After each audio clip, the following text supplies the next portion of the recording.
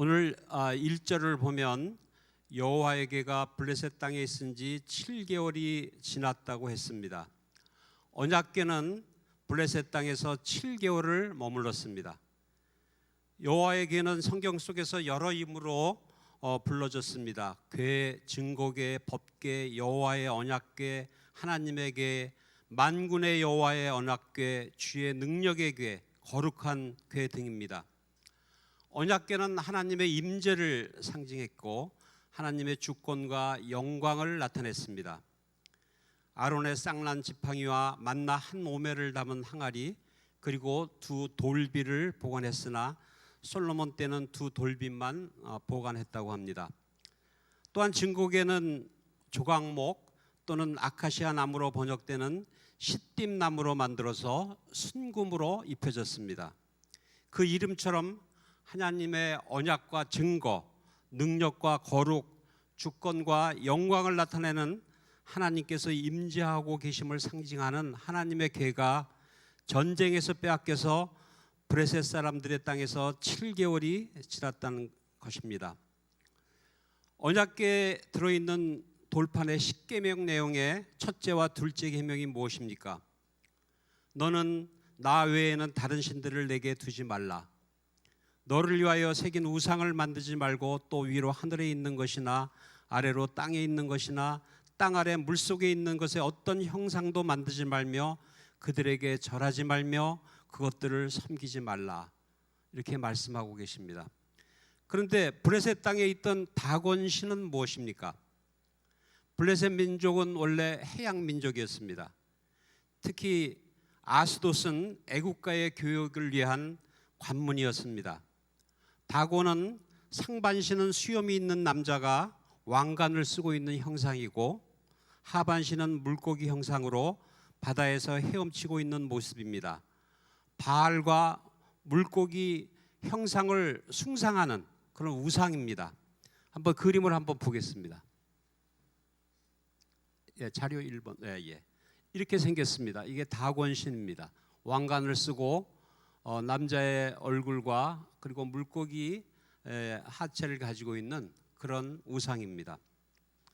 그런데 이 우상이 아까 제가 읽어드린 십계명처럼 땅 아래 물속에 있는 어떤 형상도 만들어서 우상으로 섬기지 말라는 하나님의 임재의 상징인 언약궤가 다곤 신당에 모셔졌으니 어떤 결과가 나왔는지를 명확한 것입니다. 제가 2절을 또 한번 보겠습니다.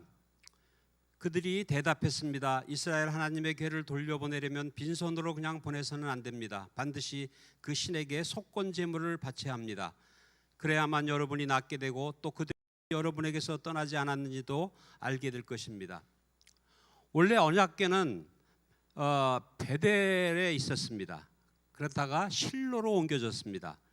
그리고 에벤에셀에 진치고 있던 이스라엘과 아벡에 진치고 있던 블레셋 간의 전투에서 이스라엘이 패배하자 실로에 있는 언약궤를 갖고 왔지만 죽기를 각오하고 대장부처럼 싸운 블레셋 사람들에게 결국 언약궤를 빼앗겨 버렸던 것입니다. 자료 2번 지도를 한번 보겠습니다. 원래는 궤가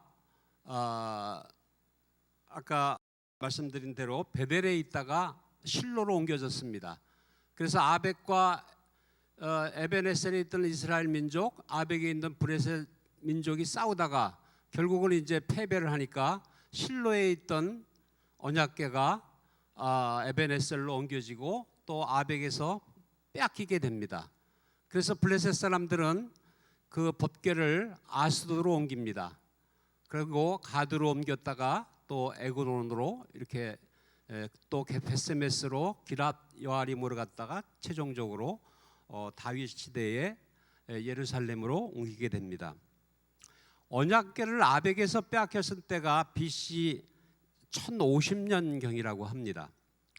언약궤는 지금 말씀드린 대로 실로에서부터 베세메스로 옮겨져서 이제 이스라엘로 바야흐로 지금 막 보내질 순간의 오늘 말씀입니다. 3절부터 6절의 말씀을 보면 브레셋 사람들은 출애굽 때에 10개의 재앙을 들어서 알고 있었던 것 같습니다. 속건제에 대해서도 정확치는 않지만 어느 정도 알고 있었습니다. 레위기에서 말씀하시는 속건제를 한번 보겠습니다. 3번 자료 한번 보여주세요. 아니요, 속건제 내용. 예.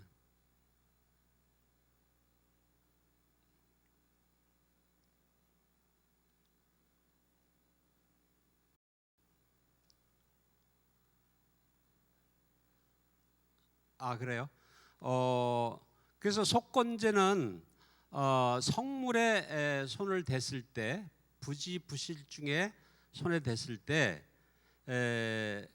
우발적으로 죄를 저질렀을 때 그 값에 5분의 1을 더해서 속죄하라는 겁니다. 그런데 그들은 부지부실 중에 범죄한 것이 아니고 의도적으로 전쟁에서 탈취를 했고 승전의 기념으로 그들의 신이 우월하다는 것을 증명하려고 다곤 신전에 가져갔던 겁니다. 그래서 5개의 종기는 5 성읍을 위해서, 또 5 금지는 5 지도자들을 위해서 만들었다고 합니다. 5 성읍은 아스돗, 아스글론, 가사, 가드와 에글론입니다. 한번 자료 4번 한번 보겠습니다. 지도, 예. 여기에 보면 이것이 브레셋 지도입니다. 아스돗, 아스글론, 가사, 가드, 에글론, 이렇게 5개 성읍, 그러니까 이 브레셋의 큰 도시들이 5개 도시입니다. 출애굽 때 이스라엘 민족은 광야에서 하나님과 모세를 원망해서 불뱀을 하나님이 보내셨습니다. 그래서 많은 백성들이 뱀에 물려 죽었을 때 장대 위에 놋뱀을 만들어서 그를 쳐다보는 사람들이 살았듯이 그들도 그 얘기를 조금 알았던 것 같습니다. 그래서 아마 종기 모양을 만들지 않았나 이렇게 생각이 됩니다. 5절에 보면 이 땅을 휩쓸고 있는 쥐라고 했고, 개역 개정에서는 해롭게 하는 쥐라고 이렇게 한 것으로 보아서 성읍의 수많은 쥐들이 아마 패스트 같은 전염병을 성읍에 창궐케 해서 많은 사람들이 죽은 것을 목도한 그들이 쥐의 모양을 또 만들었을 것입니다. 그리고 쥐는 풍요를 갉아먹는 동물입니다. 풍요를 상징하는 다곤신을 갉아먹는 쥐를 통해서 그 땅에 재앙을 내리신 하나님의 놀라우신 섭리가 있지 않았나 이렇게 생각해 봅니다. 어느 카톨릭 사제가 쓴 책에서 인간과 쥐의 유사성이 3가지가 있다고 합니다.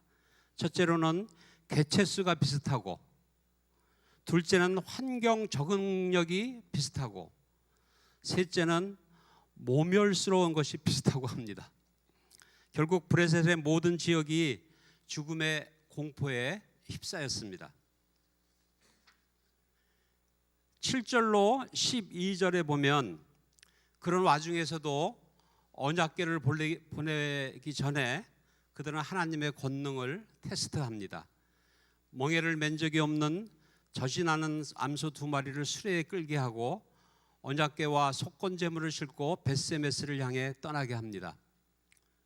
아직 젖을 먹는 송아지들을 우리에 가두고 어미소들이 본능에 따르는지 우연한 재앙인지 아니면 하나님의 놀라우신 인도하심과 역사하심인지를 시험합니다.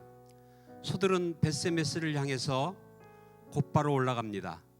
하나님께서는 하나님의 권능이심을 이 사건을 통해서 확증하십니다.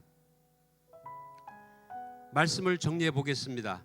사사들의 통치가 끝나가고 자기 소견대로 행하던 시기에 엘리와 그들의 아들 홈니와 비느하스에 의해서 하나님의 궤를 빼앗겼던 그때와 현재의 상황은 별반 다르지 않다고 봅니다. 하나님을 두려워하지 않고 하나님의 권능을 무시하고 창조 질서를 무너뜨리려는 영적 어둠의 시기입니다. 우상숭배와 인본주의와 세속주의, 맘모니즘, 이념주의, 이기주의로 세상은 점점 더 악해져 가고 있습니다. 주님께서는 우리에게 세월을 아끼라고 하십니다. 무엇보다도 영적 각성이 필요한 때이고 영적 분별력과 영적 무장이 필요한 때라고 생각합니다.